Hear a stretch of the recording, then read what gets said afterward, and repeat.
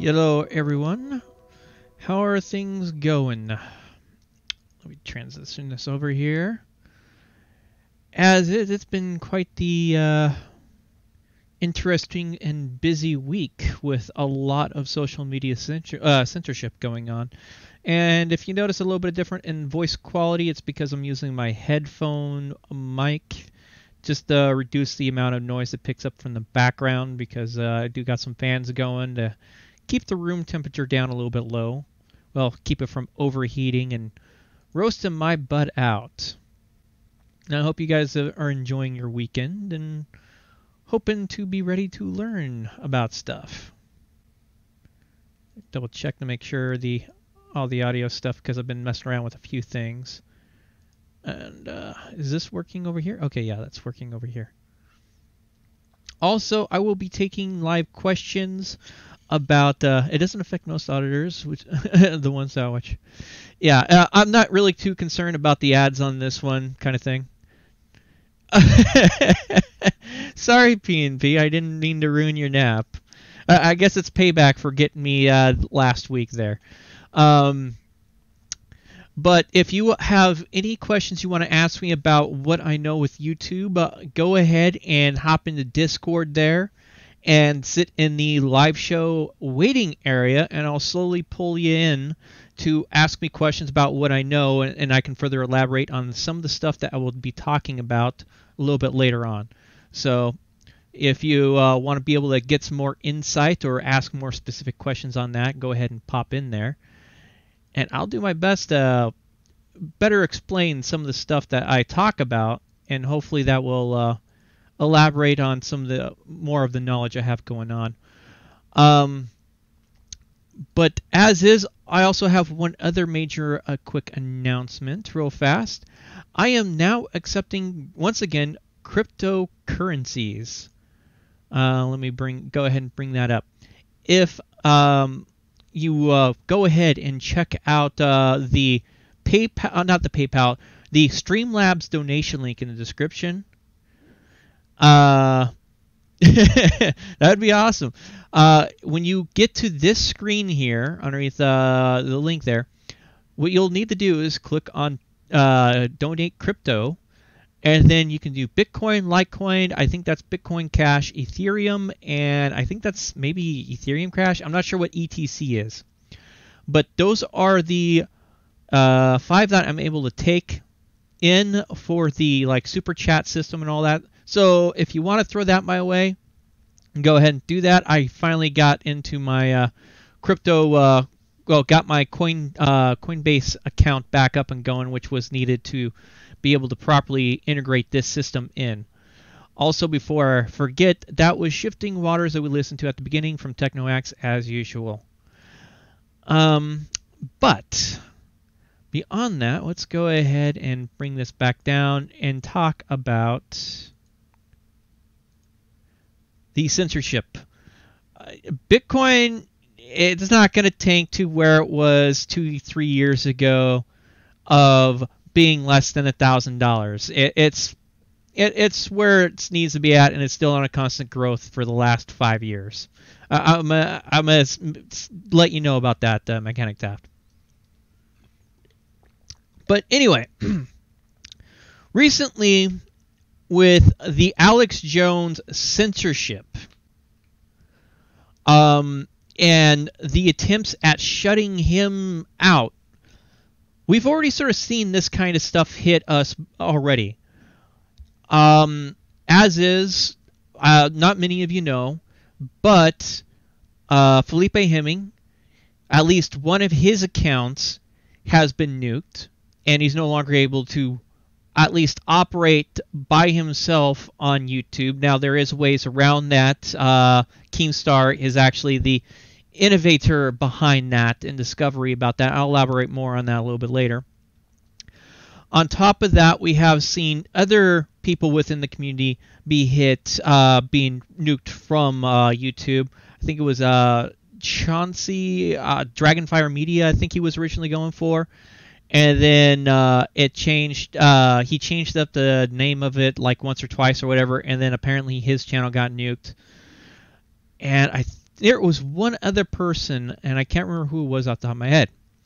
And I almost was on the receiving end of nuking with my alt channel because someone decided to go ahead and possibly report it and all that stuff. The thing is we are not immune to this. And the stuff that's happening on the larger end of YouTube can easily impact us.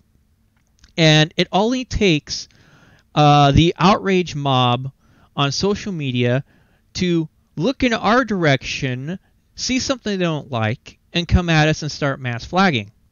And that's what's happening on the larger scale of things, especially those on the commentator side of things. I spend many hours a week looking at what's going on across various social media outlets, primarily what's going on with like Reddit, YouTube, Twitch. Those are the three ones I look at because whatever's happening in those three areas is going to be going in other directions. I keep a little bit of an eye on Twitter. I have an idea what happens with them. I keep a little bit of an eye with Facebook so I can keep up to date on what's going on with them, even though I pretty much refuse to use that platform for any business-related stuff. So, though, as is, if you get targeted, there's a good chance you're going to get, they're going to try to they'll shut you down, and it will happen. And that's where you have to learn to set up alternative media systems, like how I got my live streams. It doesn't just go straight to YouTube. No, I have it going to Twitch, Twitch, Periscope, Mixer, Stream.me, and then YouTube on top of that. These things are neat to do. And then if you want just a straight-up video backup site, well, there's good alternatives right now. LiveLeak's really hard to get shut down from and shut out from, if you're able to spend the time on hooking up with that. BitChute has an integrated system which generally takes your videos automatically from your YouTube channel and puts it in the system once you link the accounts. I got that going on with Bunny Boots Inc. Just a reminder, it doesn't work with live streams. If you want to back up your archive of the live stream on the BitChute, you have to do that manually. It's not able to grab those automatically. And then, of course, you have like Minds.com, which is sort of a marriage of Twitter, Facebook, and YouTube in a way with how they operate. And it's a very viable thing. I'm actually on Minds, but I don't use it actively right now. I'll probably try to work on getting back in active on that. But it's one of the big emphasis on why I'm commenting on that. Now, the other thing is also what happens with these reporting systems is it doesn't have to be an outrage mob. It can be people that you have a falling out with, you don't get along with. That kind of stuff does happen. And I want to point to a prime example that was exposed earlier this week. And let me go ahead and bring this back up so you guys can see it. Now, there's this large person on YouTube called Mundane Matt. And he was outed for being a flagger of other people's content, despite the fact that he was the guy that got big because someone flagged him and tried to shut down his videos and his channel for speaking out against them. And let's go ahead and listen to this. And this is an archive of something that happened because guess what? Ralph Retort has been targeted by either Mundane Matt or people that want to stir up either more shit or supporters of Mundane Matt. One of those three. Because they don't like how because Mundane Matt is getting thrashed really bad. Wait, hold on, my pants are off. Oh, Jesus Christ. All right. Matt, what are you doing? How's it taking this long? Look at all those tabs! I have a lot of tabs open, but I have... Thanks for reporting! That one...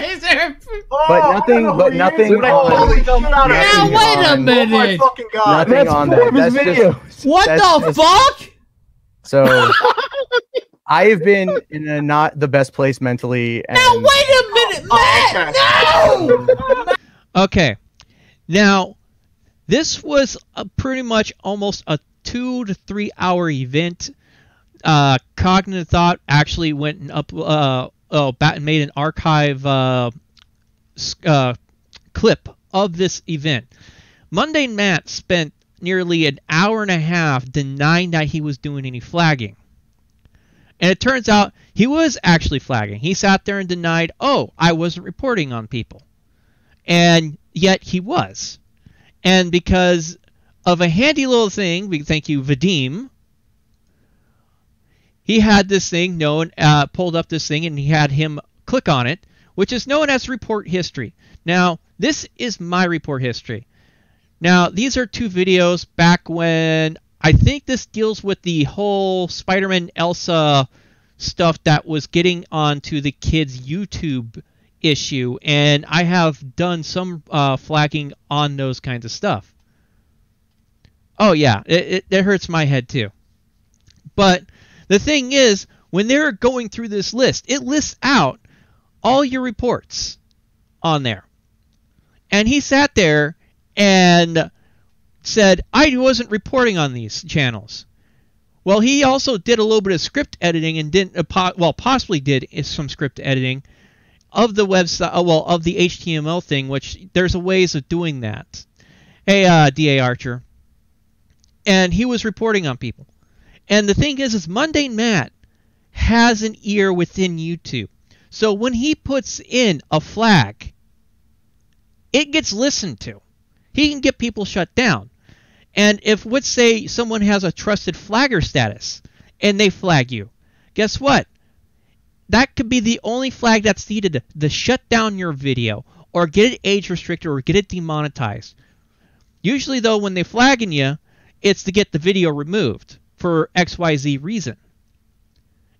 And there's people right now that have only received one flag video and have had their entire channels shut down, and that's all it takes.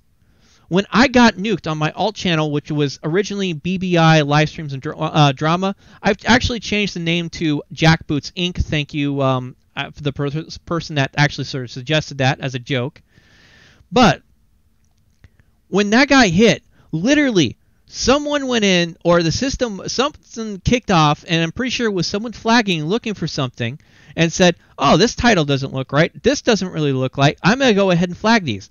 I had 2 big flags happen within a literally 15-minute time span that had that channel completely shut down and nuked. Literally, the channel was shut down with 2 flaggings. I did not even have a chance to put in like an appeal on that. It was like, no, the channel is gone. 2 flags. That was it within 15 minutes. And technically, it only on one of those flags, the channel was nuked just from one. The first flag nuked the channel. This is what can happen to us on YouTube. And there's nothing we can really do to defend against it except for get big or at least have ties with the inside of YouTube. Now, when you get past 10,000 subscribers, you get a chance to defend yourself. If you have an MCN, you might be able to have access to a little bit of backing to get to push back against these things. And that's where the sort of the MCN thing might help you. But I'm not going to advocate to go sign up with an MCN once you get the ability to monetize your channel, because there's many MCNs, they'll sign you up and not do shit with you. You can sit there and say, my channel got shut down, can you help me out? They might just shrug you off because you're a small change and say, sorry, you're tough luck. Because that does happen with the multi-channel networks. But that is an avenue that you can seek in protecting yourself on this issue. The other issue is also be careful with your tag words. There's a reason why I have a system known as TubeBuddy and vidIQ. Now, TubeBuddy is a great Chrome extension that you can have inside YouTube that will, at least when you're setting up for a video, it'll let you know, hey, this word might be this description word or this keyword might get your video demonetized. And it has let me know about that actually recently. In what was it? The live stream I did earlier this week talking about the court case. In the description, I said we have one hell of a case coming out of California. The word hell got that video demonetized automatically by the bot system. Now, I disputed that, and because my channel has such a good standing within the bot system, it looked like it got, maybe someone looked at it a little bit closer, but it was remonetized within roughly an hour and a half to 2 hours.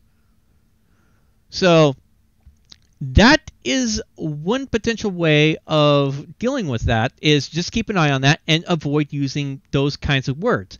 Now, you can help the system by trying to maintain a good standing with the bots. If you're an active enough user and you toe that line just right, now you can maybe help force the bots learn context, or at least get where you can actually push the edge on that issue of demonetized and well, not being demonetized. Now, for me, I'm doing pretty good. Most of my videos are staying monetized for the most part.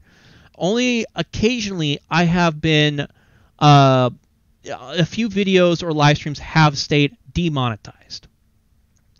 And there's not much I can do about it. But there was an interesting case when I did appeal, I think it was the Portland protest video that I uploaded of my raw footage. That was demonetized. I disputed it. It was remonetized. And at the same time, I don't know why, Strategic Noncompliance Episode 7, which was demonetized and I disputed a long time ago, got remonetized at the same time. So maybe it hit the threshold or whatever. It's quite interesting on how this stuff works. And even I don't know fully of all this information, that how it's all going and how it works out. It's just a constant minefield that you have to learn and test and see if what works, what doesn't. Now, I know a few of you out there are having issues of losing traffic. YouTube's no longer really recommending your videos. Your viewership is sort of on a decline. Well, there could be a couple different reasons. One, the bots have learned, or even possibly the people that oversee those bots have designated you as a bad channel. You're a channel that we don't want to continue to promote. Now, I've talked many times with Mike Bluehair on the issues with his channel, and the decline of viewership, the decline on monetization, where he's been fighting. Well, a lot of his videos have been demonetized. Now, I think one of the main reasons he's constantly getting demonetized is there's not necessarily enough metadata in the videos themselves. And one of the things I have sort of noticed is having a certain amount of metadata inside the video is very important with that. And I'm going to go ahead and take this down here, and I'm going to go ahead and pull up what I refer to with metadata. How about doing SEAL Chief Don Shipley did with his Stolen Valor series, open up your internet website? That is doable. But the problem with the amount of videos that many of us produce and live streams to archive and monetize through our own site is very costly, because you have to pay for the server hosting. You got to have a server that's going to have the bandwidth to deal with the amount of traffic that comes in, and then also the amount, the holding the videos on that server, because HD videos, each video I upload is usually over a gig, and the longer the video, let's say the video might be almost an hour. Well, guess what? You're looking at more around 2-3 gigs at that point. And it's not an easy thing to deal with in those regards, because having that money in the first place can be difficult to have. It's a very costly thing to do if you're not prepared to do it. Now, there are some some server hosts that say, we'll give you unlimited data storage and all that. But when you look at the fine print, well, guess what? That isn't necessarily there. And actually, I want to pull this up in a different window here. And get this stretched out. Sorry. But as I'm doing this all on the fly here. But we got to keep in mind that these setting up your own thing yeah, you can get that up and going. But right now, if you want to get the attention of an audience and have them paying attention to all that stuff, you got to have some sort of connection on the main areas. Now, I'm not expecting everybody to have those resources, and most of us are barely scraping by and all that stuff. Okay, here we go. Let's go ahead and... Actually, we want to pull... Well, we'll just pull this up on this and... Chrome extension? No, that's not it.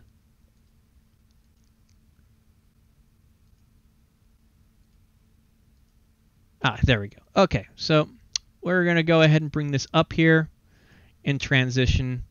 Okay, so as is, we have the basic metadata page that you put in.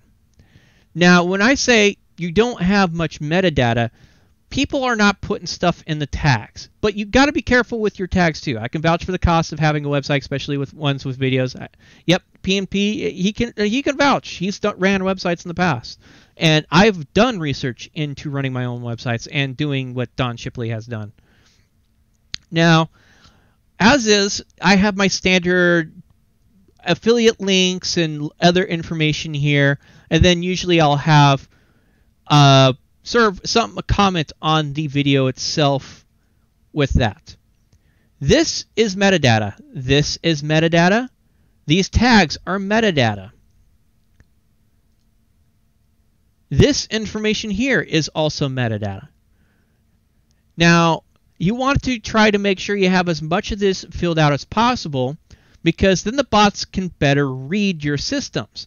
Now, if you can make sure you put something in all of these, have maybe about, I'd say, 6 or 7 tag words in here that relate to what the video is, and is very clear that it's relating to that, this will help you immensely. YouTube and Google erase important moments in history. Well, Twitch does the same thing, so I'm just going to let you know about that. And Twitch is just as bad as YouTube, if not worse on certain days on certain things. Now, as you can sort of see here, I have 2 buddies sitting here. And here's the nice thing. Once you get it plugged in and installed, demonetized audit, no warnings. See, doesn't give any warning. It doesn't give any warnings because it's looked at all this and says, hey, there's no big issue. And then I have vidIQ as my other thing. I've been using vidIQ longer than I've been using TubeBuddy. And it gives you some additional information, recommendations, what you can do with all this, and give you an idea. Not to mention, also, they sort of let you know where you are in the search rankings, roughly, for some of your tags. Like First Amendment Friday, #1 for this video. Lane County is another one. So you guys have an idea. And then what's also a fun little thing is it allows you to create thumbnails, so you don't have to sit there and do it all from Paint or whatever, or save the file. You can automatically have it happen here and do that, which is usually what I end up doing. Now let's load up a video that had the metadata kick off the warning. And wait for this to load up. It's not the fastest here. The big court case. Okay, now this one, hopefully, I think should still have it. I haven't actually looked at this after I got the approval. Oh, come on, YouTube. Seriously? Is it because I'm live streaming at the same time? I wonder if that might be the case. Okay, let's try this again. Because this video was demonetized. That was yellow. Yeah, and that's the other thing. You want to try to aim for the aggregate sites. Here we go. Perfect. It's still here. Whoops. Demonetization audit. The following words may potentially trigger demonetization. In the description field, hell. And yes, this video was demonetized, and I disputed it, and it's been remonetized. Mainly because probably what happened is the system sat there and kicked off on hell, and when I disputed it, someone looked at it and goes, oh, he's using it in the context that's family friendly. One hell of an interest. This is very PG-13. PG-13. I mean, you hear people talk about hell and all that stuff on PG-rated movies and TVY7 or TV whatever. The usually preteen age and on up kind of TV shows and all that stuff. Now, I don't necessarily know what my ranking is within YouTube for age rating wise, because yes, they do age rate your video, your channel based off of all this stuff. But I'm pretty sure I at least am in the teen and higher. I might be a little bit lower. Another channel takedown last month, POP Squad HQ. They have a website, mission to bust child predators using fake profiles. Yeah. And also, what was it? Jihad Watch got kicked off of Patreon recently. And all they were doing was documenting extremist websites and other extremists out there. But with multiple hundreds of people in this community, the money side, you should pay to join contingency. Well, the thing is there's that's why I mentioned alternative media platforms. Right now, Minds and Gab AI, they're free speech platforms. Their gimmick is free speech. BitChute is also a free. They're aiming to be the free speech kind of platform. So you have at least two alternatives for storing videos and having social networking where you're not going to be facing censorship and work great as a backup. And for me, I have multiple avenues. If something happens where one of the social media outlets that I use gets shut down, I can put the word out on the others. That's why I say, hey, you want to know when my YouTube videos go up? Sign up, go and follow me on Twitter, because you get the notifications on there when I go live. And if something happens to my YouTube channel where I cannot put out a video, I cannot put out a live stream, I can put it out on Twitter or on my Minds channel. And I have all those links on the links within the top upper right of my channel. Let me go ahead and pull that back up here. My channel. And I'll show you exactly where it's at when you look at it. Okay, there we go. Go ahead and bring this back up. And I really recommend people do this with their own. As you can see, I have my PayPal donate. I have the live leak thing here, the Minds, my side channel, which I need to update that, my Patreon. And my Patreon can also serve as an information outlet. And as you can see, I got that all listed right here. The live leak backup, BitChute. So you can make sure that you have all that ready to go. And as backup, so people can be up to date and understand what's going on if something happens with your main channel. It's very important to have backup methods of communication. That's also another reason why I got the Discord server. It acts for those that want to at least have the insider information about updates on what's going on. I can sit there and put it out on Discord, and the word can spread from there. I can put it on Twitter. The word can spread from there and get that information out there. That is a very important thing to have set up and keep going. We need to start teaching people to say fudge when they cuss. Well, I have cursed many explicitives on my live streams and in some of my videos, and I don't get censored really on that. I have not really been dinged on my curse words for my videos. And yeah, Periscope and Twitch notify you of the live streams if you have some sort of subscribe on those. I know with my cell phone, when I'm out in the field and I hit the button to start live streaming, I have the Twitch app installed on there and linked up with my account. And what'll happen is it'll ding and let me know, hey, yo, you're live streaming on your Twitch account. Do you want to mess with your dashboard through your cell phone? And it'll give a notification.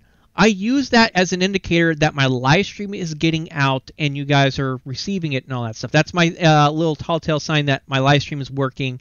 I got this. It's getting out there and all that stuff. That's usually why when I start up my live streams out in the field, I wait a few minutes. Well, I may wait a minute or two because I'm waiting for that confirmation notification saying, "Hey, yo, your live stream's going out," kind of thing.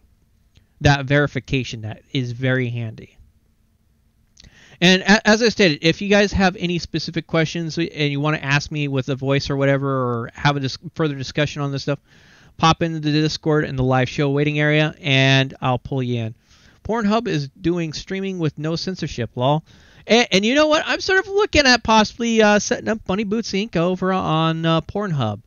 I gotta sit down and really mess with the site and see how the mechanics work for uploading and all that stuff. But I think it would be a fun idea of putting Bunny Boots Inc. on Pornhub just for shits and giggles. Because they have done very little on the censorship part. And I've been hearing that several Firearms channels, YouTube channels that have been chased off of YouTube, have been moving over there. And they haven't had any issues. How's that working out for them so far? I have no idea. It's something I got to spend time and do research on. It's just not an easy... there's so much stuff going on, and I have to keep track of, that it's very time-consuming. And I'm going to have even less time to look into this stuff when I start up college this fall, where even my own live streams and video coverage stuff is going to drop in quantity, that is for sure. I might end up live streaming on the alternative channel when I'm doing my homework, and you guys can sort of leech off of the learning there that I've got going on. Yeah, and I've looked at possibly doing some stuff about talking about firearms and all that stuff in the past, but it's just, it hasn't, I just haven't gotten into it. And then by the time I was thinking of getting into firearms and all that stuff, the huge ban started coming in, and they've been going after firearms channel and weapons channels. A lot of people in that area for YouTube have been having a lot of issues. And it's just because YouTube's like, no, we don't want to deal with that. And it's not just YouTube that's doing it themselves. It's also coming from other areas. Going back to referring to with the Jihad Watch getting kicked off Patreon. Well, that was because MasterCard said, hey, these guys are going against our terms of service. And in order to maintain your account with us, to process credit cards, the MasterCard credit card payments, you have to kick them off your thing. And that kind of censorship is happening. Alex Jones' main website. Oh, and before I forget, when I think one of you guys mentioned about starting up your own website, like Don Shipley. Well, InfoWars has its own webpage. It has its own. They've been for a while been using their own systems before they hopped onto YouTube and went big on YouTube. Well, guess what? Their webpage has been getting DDoSed. That's where you get a bunch of computers to sit there and send a bunch of connection messages to the computer, well, to the server, and say, hey, yo, we want to connect to the server. And the server says, okay, I'm sending you back the handshake. And then what happens is the offending computer that's trying to DDoS system says, hey, I want to connect to your server. And just continually repeats saying the same sentence over and over and over again. And then when you get about 100,000 computers doing the same thing over and over again, it jams up the lines, and the server is now unable to handle the entire load that's coming in, trying to get these finishing handshakes to connect. And that can easily shut you down. Steam it, DTube, DLive, blockchain. Yes, Rika, that is also another alternative. I do have a Steam account that allows me to connect to all of those. The thing is, I can probably get the whole DTube thing going in a very short period of time. The problem is the time it takes to just add that into the system of uploading videos too. There's no automatic tie-in last time I have checked, which was last month, to where it'll automatically pull videos from YouTube, which is immensely cuts out a lot of time on doing all that stuff. And then with DLive, I would love to get involved with DLive and add that in, but it's not integrated, at least last time I checked, with Restream.io. In fact, actually, give me a second here. I noticed something. Okay, paid. Okay, no, never mind. Those are the paid platforms, and DLive is still not integrated into all of this yet.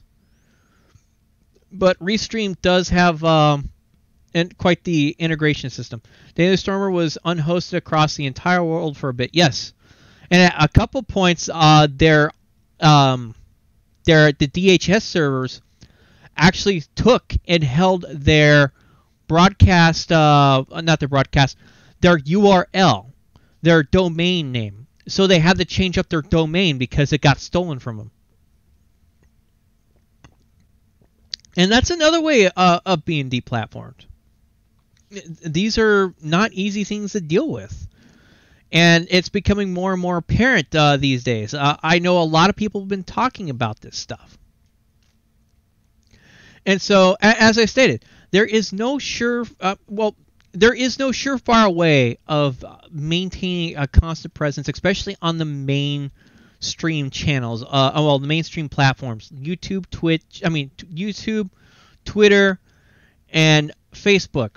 The three big social media platforms. These are the big ones that you want to, if you have any kind of business, you want to be on these three platforms because they're the ones that allow you to reach people out there. These are what everybody's using. Everybody has an account on one of these three platforms of Twitter, YouTube, and Facebook. For me, I have a presence on two of those. I'm not going to give Facebook business because I have a huge issue with them. And so I actually am shooting myself in the foot with that aspect. But then again, Facebook's also been losing losing some market share on that specific kind of social media. So maybe it's, helping me out on the long term. I don't know. Hey, Bayou Bandit. But the thing is if you get kicked off of YouTube, you're not going to have that large of an audience unless there's a huge shift. But you have the option of, how should I put it, being whack-a-mole and starting up a new channel and lasting until they figure out, oh, you're not supposed to be here, and them kicking you off again. There's a couple people on YouTube that do that, actually. I think Atheist is an unstoppable. He's on maybe his 5th or 8th account or so, YouTube account right now. And you can also play whack-a-mole with the report system when they go after your account. Oh, they shut. Let's say I'm live stream. I use Bunny Boots Inc. For live streaming, and I get hit with a community guideline strike that disables my ability to at least live stream. Well, guess what? I have Jack Boots Inc. as a backup, and so I could sit there and say, okay, I'm gonna upload, have my stuff go to Jack Boots Inc. in the meantime, and wait out the community guideline strike for 3 months, and then go back to the main channel. And you can set up 3 or 4 channels to be that. DTube is all screwed up. I stopped using it because of that. Okay, thanks for the info, PNP, on that one. And that's something you have to communicate with your audience, saying, hey, yo, I got shut down on this. I got hit with the strike, so we're going to be live streaming or putting our videos up over here for the time being until the community guidelines. Pissed Off Taxpayer actually has been doing this with 2 channels actually more recently. This is something he's been dealing with since this winter, where he's been dealing with community guideline strikes. I think at a couple points he's got hit with copyright strikes, which I have hugely advised him on not doing the activities that got him hit with that. And I try to talk to people that do have YouTube issues.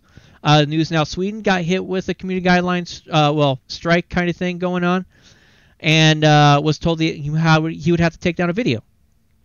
And I advised him on good steps to deal with that issue. And I love that Jack Boots name. Glad he changed it to that. Yeah, I love the Jack Boots name. It sounded so great. I was like, you know what? That would make great name for an alternative channel. And me and a few guys were on Discord last night talking about channel art for that, and we've come up with some good concepts. Just having the time to sit down and work on that. I don't know if I'll have to do it, or I might have to commission someone to do it. Look for in the future with that. I'll have some interesting, fun art to go with that for that channel name. But the two methods, I think, for anybody that's just starting out, that's not tech savvy, get a second YouTube channel going, separate email account, and have that going as your backup. And then slowly put videos on that one and build up an audience on that too. So you can get it up past that 1,000 subscriber mark, get it past the 4,000 watch hours, so you can work that monetization in. So this way, you can hop back and forth between the two. And put in metadata. I mean, make sure you keep the metadata in there. Keep your videos obviously within the PG-13 and all that stuff. It is going to be immensely help you on how you keep your videos going in the future. And I mean, I have, for the most part, I've had my downtimes where I wasn't uploading much. I haven't really been impacted on that. Now, I don't know if I did something separately from other people that have seen a huge drop in their channel stuff. I do have an inkling of, after looking at their channels, using various systems like, using, vidIQ there, and Social Blade. I've used those two things to monitor other people's channels to get an idea what's going on with their traffic, and how the changes in the YouTube bots and automation systems, and of course how they change up the rules and all that stuff, how that is impacting their channels, and see how that also applies to mine. And a big thing is watch time. If you want to maintain favor, videos over just barely over 10 minutes. If you do a video, upload it, keep it between 10 and 20 minutes. You want to help me find Jackboots Inc? Can't find it for some reason. Hold on. I'll pull it. I'll get it up for you real fast. Because it is literally a fresh channel. Well, the name change isn't completely all the way through, I'm betting. But I'll have you a link real fast. Post that there. There we go. Okay, that's going out. So I'm so tech illiterate that I don't dare turn my tablet off. I think it has to run on the AC. Well, you don't want to constantly run your electronic devices like that unless you're able to clean them and stuff like that. Well, tablets, they're not so... I'm not sure if the tablets get that too busy much. But dang, I lost track of what I was talking about. Let's see, the tech illiterate. Crap. Okay, guys, I need you to remind me. What was it that I just left off before I went to pull that link and post it real fast? I might as well subscribe to my own channel just to add in that extra view there. 133rd sub. Yeah. But I was just going to continue on from what my last mine I can remember here. Make the other channel, have that up and going. And I know there was something important, and it sucks that when I forget it, I'm rambling on. Maybe I should just quickly check real fast on what the hell I was rambling here. Give me a second. From what my last step. And then slowly put videos on that one and build up an audience on that too. So you can get it up past that 1,000 subscribers to monitor other people's channels.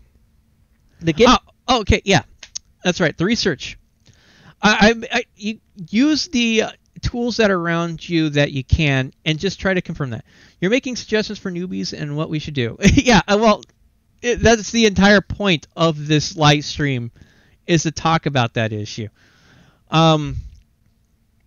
Is to keep an eye on things as much as you can that you're able to put time into, especially with the larger channel. Well, with the medium-sized channels, if something happens to a channel, if something happens to a channel that's roughly between the 50,000 subscriber mark and the 1 million subscriber mark, that can usually mean something's coming down the pipeline to us on the smaller side of things.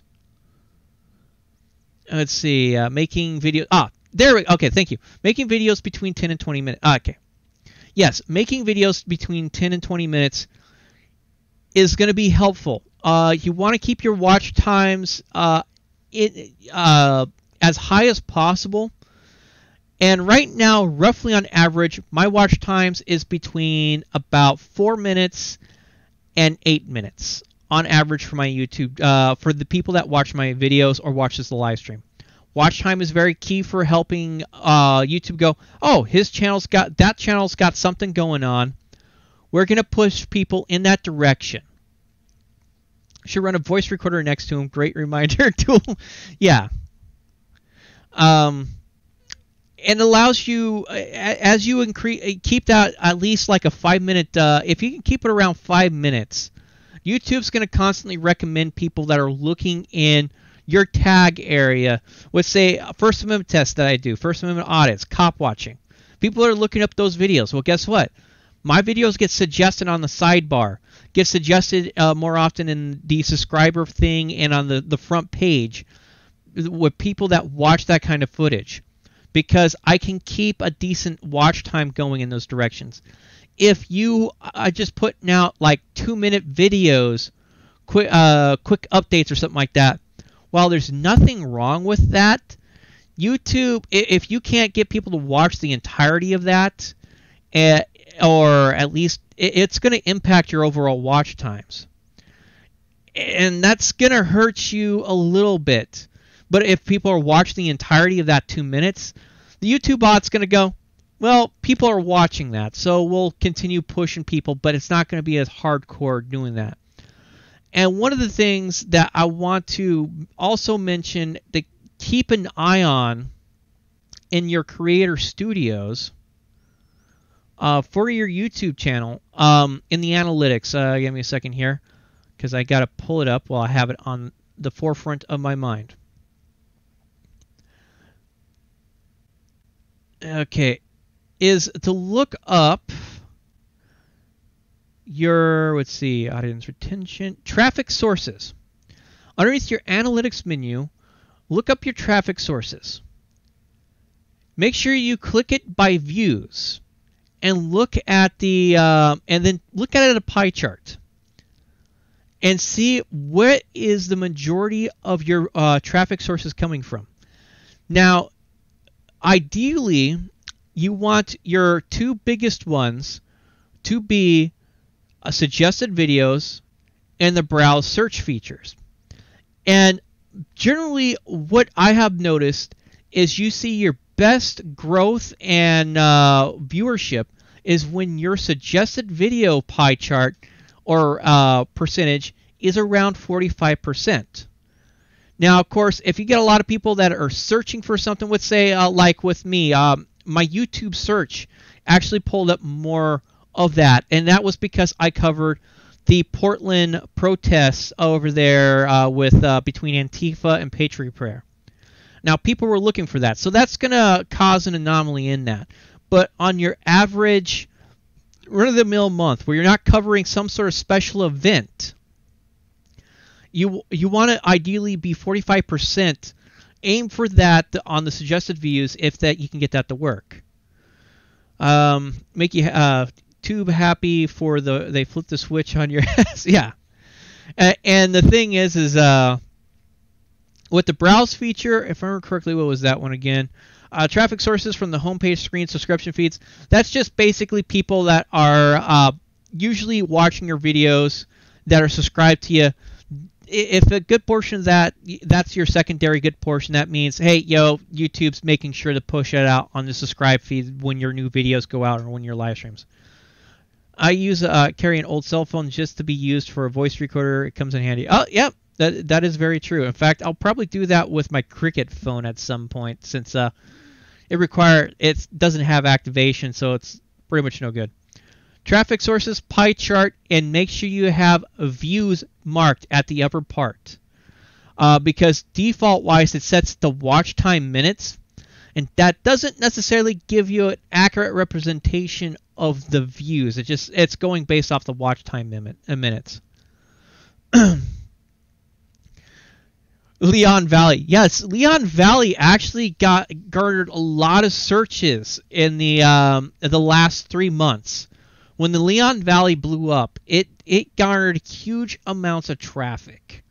And in fact, you know what? Let's pull up Social Blade, because a lot of people have been accusing a few people of bot accounting, and I want to actually talk about that and how it's actually not that. I mean, at least from what I'm seeing, it doesn't look like that they are purchasing subscriptions and all that stuff. Okay, Black Label. Let's see if I can get this right. Ah, perfect. Here we go. Let me go ahead and get this switched up. I am going to show you how I can tell when someone's botting and when someone's not when it comes to subscribe. Ah, here we go. Perfect. Okay, we'll get that brought up. And okay, people have accused Black Label Copwatch of purchasing subscribers and views. Now, the main reason why I know he's not doing that is because when I look at his detailed statistics here, and we're going to look at the charts here. Now, you can see he has his monthly views. And where they spike at? Well, more recently, he got his huge spike. This is the Leon Valley incident. And I bet you money, if we were to look at every single individual video that he put out during this time frame and look at the keywords, people were looking up Leon Valley. And he did a lot of coverage on Leon Valley. He also did a lot of coverage around Olmos Park, which was right around this area. And in fact, let's see here. Here's another good example. Daily subs. He had a huge spike. Right around here is when the peak of Leon Valley happened. And then it dropped down. And then it sort of like it dropped back down here. Digital recorder, since I had a supervisor threaten. Oh, yep. That's very handy, NJ Diver. One of the reasons why I got a recording app on my cell phone also. With quick, easy, quick button push access. But if you look at, if you keep an eye on these like certain kinds of peaks and valleys within these, you'll see where their huge gains are coming from and where their huge growths. Leon Valley was the big, huge money maker for Black Label, and anybody else that was dealing with Leon Valley also had the same jump in viewerships. The main reason I know about this is when I covered did the live stream coverage of the the third gathering protest for Leon Valley. Instead of having let's see here, I got 32 people, roughly 32 to 40 people watching this live stream on YouTube alone. I pulled nearly 200 people for that live stream or more. And then when I'm doing a generic, let's say I'm going out and filming stuff for a First Amendment test, I'll average anywhere between 15 to 50 people watching that live stream or those live streams throughout the day. So you can tell when there's some sort of big thing that will get you traffic, bam, you're going to see huge things. And let's go ahead and pull up mine. Well, I already got that right there, so we'll just hit that. Bunny Boots Inc. And let's go ahead and look at my detailed statistics and point out why you can tell I definitely don't bot. Let's see here, or pay for stuff. Let's see, average views. You can see it goes up and down like crazy. That's the consistency with my channel. Total views, daily subs, total subs here, and monthly views. And what we had happen for right around here. I did a coverage. Let's see here. This is for June. This was right when I did the coverage for the first Portland Patriot Prayer protest. That got me a huge amount of views. And then I did also the Leon Valley. Let's see here for July there. That got me a huge amount of views. Plus, I put up a lot of First Amendment test videos. And you have an idea of when I'm covering something big or something big happened. Let's see here. This is July here. It was pretty average, and then I have that drop in per month, total views per month there, because I cut down on activity, and then we hit. Oh wait, no, this is last year. Sorry. So let's see here. This is the beginning of the month. I did some coverage. This is when Almost Park was sort of starting to kick off. We had the earthquake thing, and then there was my arrest. I had that drop in views because I dropped in footage, putting out footage, and then I started going back up as I generated more and more content and covered some big events also. And that's how you sort of get an idea of inconsistent stuff. You look at these average views, the average subscriber stuff, and you look for just these outliers, because if let's say right here, this could be a sign that I purchased a bunch of subscribers right around that time frame. But I don't want to waste the money on that. It screws with the growth, and it screws my numbers up, especially for my own tracking. So there's no reason for me to do that, because it taints the data that I want to harvest and monitor and gives me more information. I'm not going to screw with that kind of stuff without having some sort of how should I put it? There's no reason for me to screw with that kind of stuff, because it can easily trying to come up with the words, put it in proper context. It screws with my ability to predict growth and decline. That's how I want to put it. And there are people out there that probably have purchased views, purchased subscribers, maybe within the community, I don't know. But most people within the First Amendment scene and the cop watch scene, they're not tech savvy. They're tech ignorant. So they're obviously not going to be able to figure a lot of this stuff out without doing their own research. And even then, I think right now the only two people in the scene that are as big, that are as tech savvy, is P&P News and Black Label. Those are the only two that I know off the top of my head that are just equally that come close to the level of investment and understanding of the software and all these systems that I put in, the research that I put into this stuff. And I still blow them out of the water in this understanding. Do you recommend a small channel new user sub to Social Blade? I would recommend at least getting your channel into their system. Social Blade is just a monitoring system that I use it for. I don't use them as a multi-channel network. I don't talk with them for what is it? They do have a what was it called here? They have a consulting thing that goes on. I have never used them for consulting because I'm pretty good at digging at the numbers myself. I paid a liquor store clerk $5 to subscribe.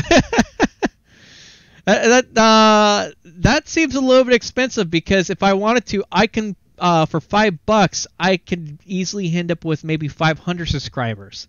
So not really recommended. Bar hopping nights brings a boon in for Bunny Boots statistics, and it does for watch time for people that want to sit down and watch. If there's people getting busted, it really helps out. But I think actually for numbers wise, it doesn't really help out with like maybe my Twitch numbers. Twitch goes off of average watch there, and I don't see any time in the near future of me getting offered a Twitch affiliate status or partnership until I can pull in more views on that. In which case, you're going to start seeing me probably play more video games, live streaming in the near future, as I take breaks between dealing with college class, doing my college homework and all that. But I don't even know if that's going to really generate much in views, and that will be like planned mandatory fun time. That will be quite the interesting aspect. Damn it, yeah. Yeah, of course, I mean, as is, I do have, this is proof that I do have my Bunny Boots Inc. BitChute account, though I don't know why I didn't upload the latest First Amendment Friday, so I'm going to have to look into that. I'll probably have to manually upload that one. But that's pretty much all I really got on all of that. I don't see anybody that hopped in the live stream waiting area. Anybody in the chat might have questions that I can answer there. I'll go ahead and do that.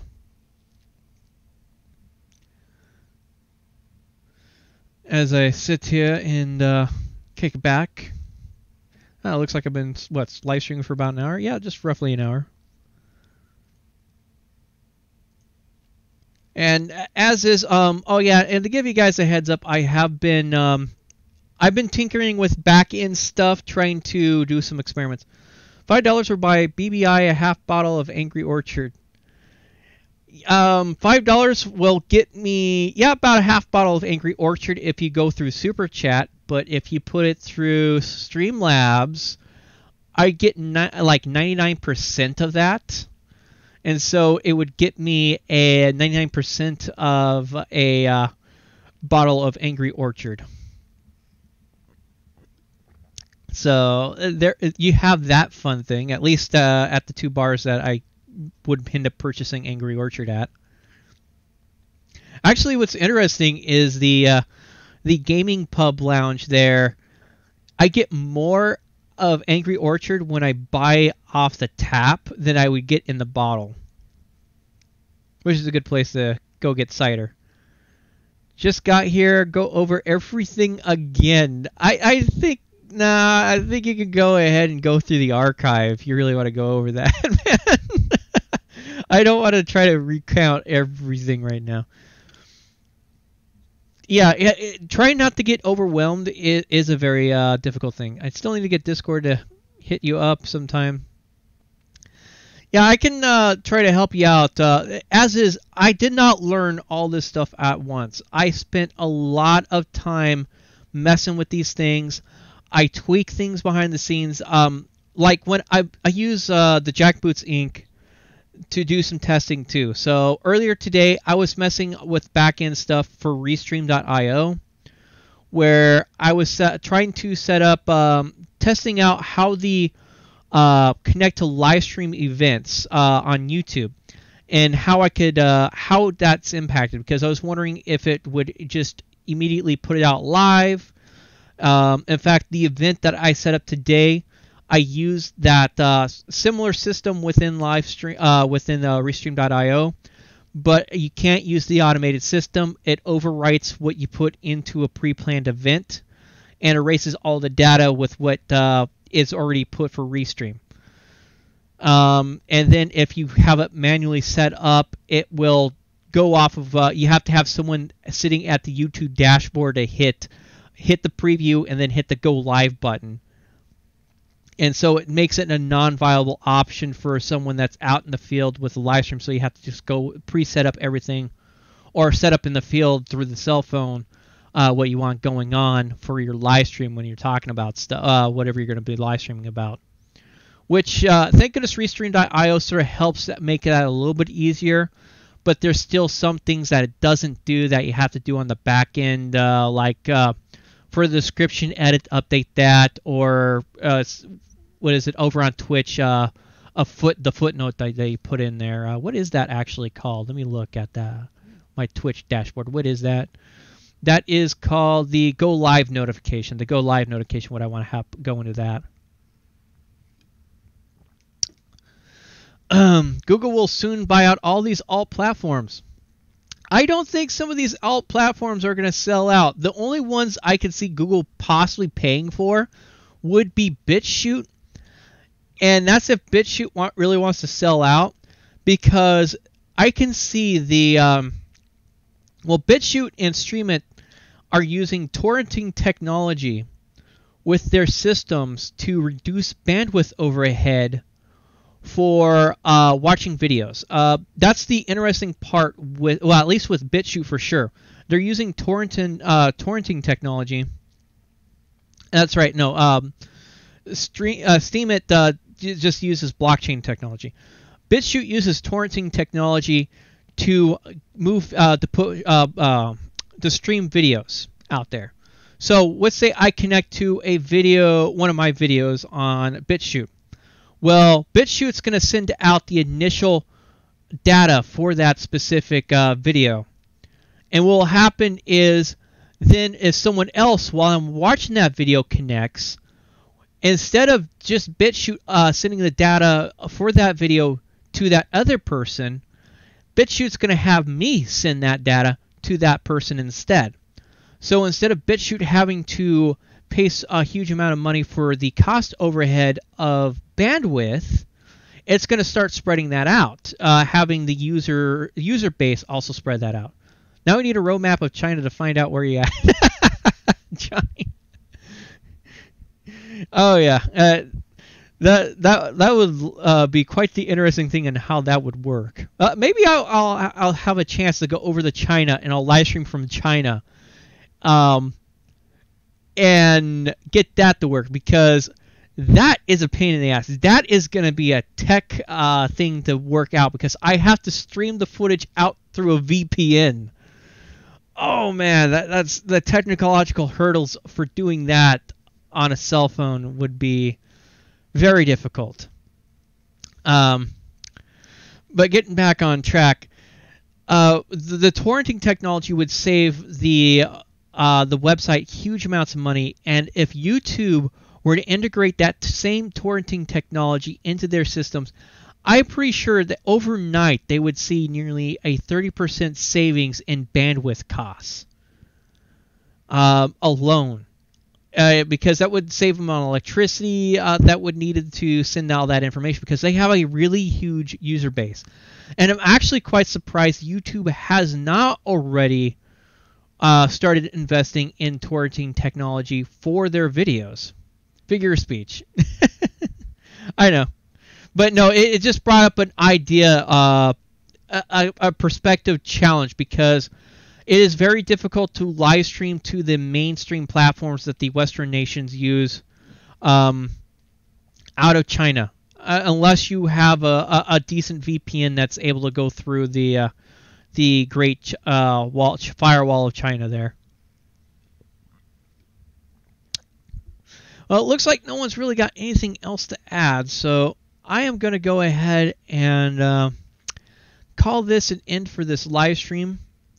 I hope this was had some information, gave some more insight on what's going on and how to combat, and information on how to expand your abilities with YouTube to some extent and give it a better understanding. I can't guarantee that this information will stay relevant, as YouTube's a constantly changing environment, and even there's times that I'm scratching my head at what the fuck's going on and what the hell YouTube's doing. And they've done that quite a few times this past 3 years. But you guys have a good weekend. I got a court date actually coming up August 21st, 9:30 in the morning. Not sure exactly what's all going to happen. It's supposed to be at least for motions to be filed, so it might be a fairly short day. And I'll have maybe an update after that. But I do plan on going bar hopping, cop watching next Saturday. How about a depository for documents? That's something I still need to sit down and work on and think about how to properly do that. What the hell are you talking about? Oops, I meant teal. Don't want BBI flag because... don't worry. That's a good joke, Ed.